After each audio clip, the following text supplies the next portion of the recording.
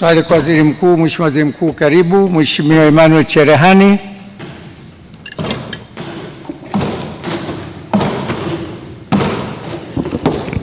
Asante sana Mheshimiwa Spika.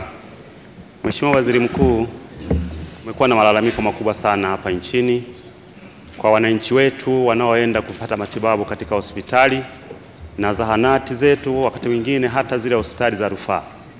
Wakifika wanaambiwa kutoa fedha za kumwona daktari.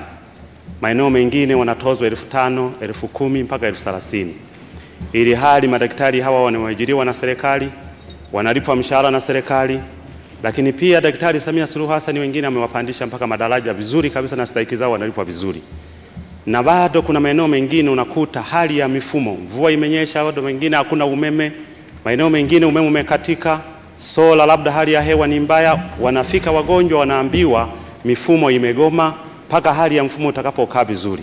Unakuta watoto wadogo wanahangaika, wamechemka, kina mama wanateseka. Sasa nataka nijue Mheshimiwa Waziri Mkuu, nini kauli ya serikali juu ya swala hili?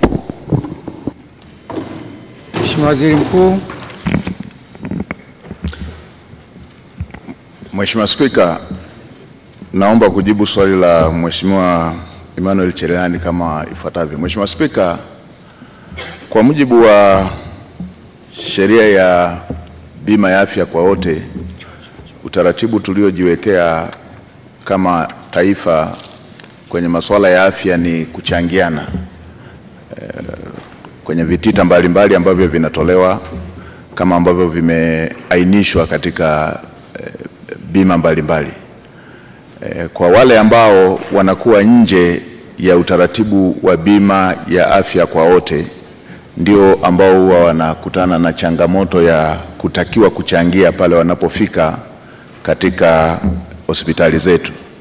Mheshimiwa Spika, niweke wazi kwamba hawa niliowataja wanaotakiwa kuchangia ni nje ya wale ambao wamesamehewa kisheria, wakiwemo watoto wa chini ya miaka 5, akina mama wajawazito, wazee, pamoja na wale ambao wana magonjwa ya mlipuko. Nitoe tu maelekezo kwa Wizara ya Afya kuzingatia viwango vile ambavyo vimeainishwa na serikali kwa mujibu wa sheria zetu ambazo, kwa mujibu wa kanuni zetu ambazo zinalinda viwango hivyo ili Watanzania waweze kupata matibabu na waweze kumudu matibabu. Hata hivyo, kama mtakavyokumbuka waheshimiwa Tanzania, Mheshimiwa Waziri wa Afya alielezea hivi karibuni kusudio la serikali kutunga sheria itakayolinda hivi viwango ili kuepukana na kila halmashauri ama kila mkoa kuwa na viwango vyake. Nielekeze Wizara ya Afya kuharakisha utaratibu huo ili sheria iweze kutungwa ili kuweza kuwa na viwango ambavyo vinaeleweka na viko sambamba katika maeneo yote, kuepukana na kila zahanati ama kila kituo cha afya ama kila hospitali kuwa na viwango vyake, na pengine maeneo mengine viwango kuwa vikubwa zaidi vinavyosababisha Watanzania washindwe kumudu matibabu kwa uharaka.